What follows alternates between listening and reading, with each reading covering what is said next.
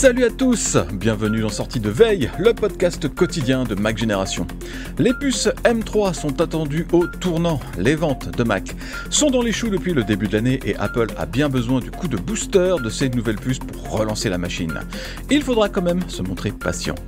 En deuxième partie de l'émission, on va recevoir Pierre qui va revenir sur son expérience interdite.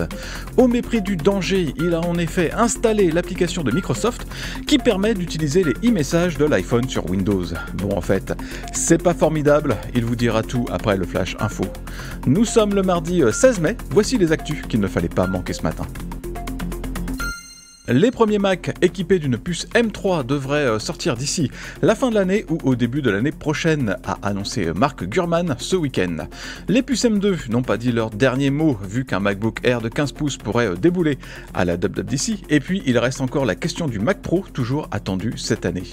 Pour les puces M3, Apple aurait fait appel à une gravure en 3 nanomètres, et ça n'a l'air de rien, surtout par rapport à la M2 qui est gravée en 4 nanomètres optimisée, mais dans les faits, ça devrait permettre au futur système sur puce d'être plus performant et plus économe, enfin, on l'espère.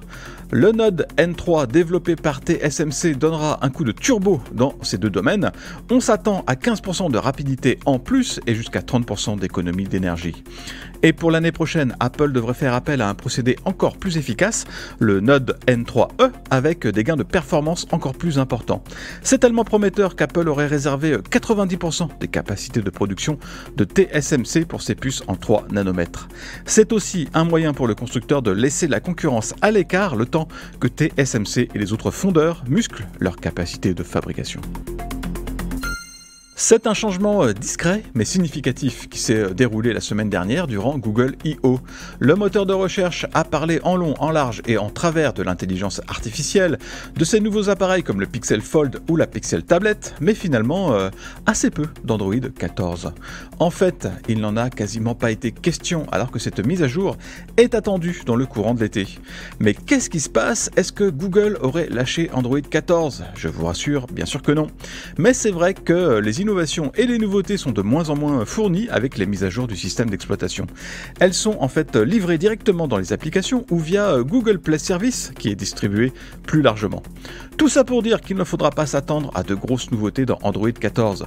On l'a d'ailleurs bien vu avec les bêtas de Google depuis le début de l'année, ça ne se bouscule pas au portillon ou sinon à la marge. Ça sera presque un non-événement alors que du côté d'Apple, chaque nouvelle version d'iOS est une fête. On verra quand même ce qu'il en sera avec iOS 17 alors que les rumeurs nous annoncent pas beaucoup de nouveautés.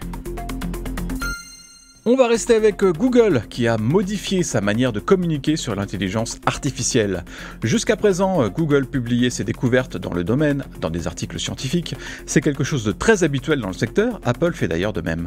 Sauf que ChatGPT a tout chamboulé. OpenAI a en effet construit son bot sur un modèle de langage qui s'appuie lui-même sur une technologie imaginée par Google, baptisée Transformers.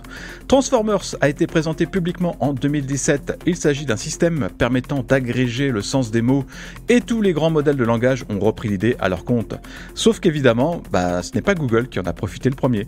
Au contraire, le moteur de recherche essaye de rattraper le temps perdu, quitte à mettre de côté les questions d'éthique. Quoi qu'il en soit, maintenant c'est terminé, les chercheurs de Google devront obtenir l'autorisation de leurs supérieurs avant de pouvoir publier leurs articles. Dommage pour la communauté scientifique, mais dans le même temps, on peut se demander si ce n'est pas l'open source qui va emporter le morceau au bout du compte. Les recherches à ciel ouvert sur l'intelligence artificielles ne sont pas bloquées par des logiques d'entreprise ou de profit. Ce n'est pas impossible que ChatGPT, Bard et les bots propriétaires ne vont pas se faire doubler au bout du compte. Microsoft avait bien besoin d'une victoire dans le secteur des jeux vidéo et la Commission européenne lui a servi cette bonne nouvelle sur un plateau. Bruxelles a en effet donné son feu vert à l'acquisition d'Activision Blizzard King, une opération à 69 milliards de dollars. Voilà qui met fin à une série de revers pour le créateur de la Xbox. Après le four du jeu Redfall, très mal reçu par la critique et par les joueurs, une réception catastrophique suivie par les déclarations de Phil Spencer, le patron de Xbox, qui a admis que Microsoft avait perdu la bataille taille des consoles.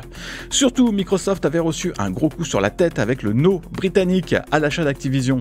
Le régulateur anglais s'oppose à la transaction, mais il reste encore un appel et Microsoft a encore une petite chance de réussir son coup de l'autre côté de la Manche. Microsoft a répondu aux principales objections de la Commission européenne, notamment en autorisant les jeux Activision à être jouables sur des services de streaming et ce pendant 10 ans.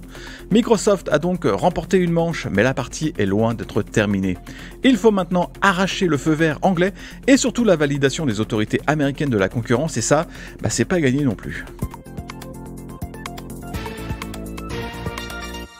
Merci d'avoir écouté le Flash Info de sortie de veille. Si vous voulez écouter l'intégralité du podcast, vous pouvez vous abonner directement sur le Club IGN. Ça coûte 4,99€ par mois seulement et vous avez droit à des tas d'autres avantages, comme par exemple l'absence de publicité dans nos applications et à des contenus exclusifs en plus. Rendez-vous sur clubign.fr.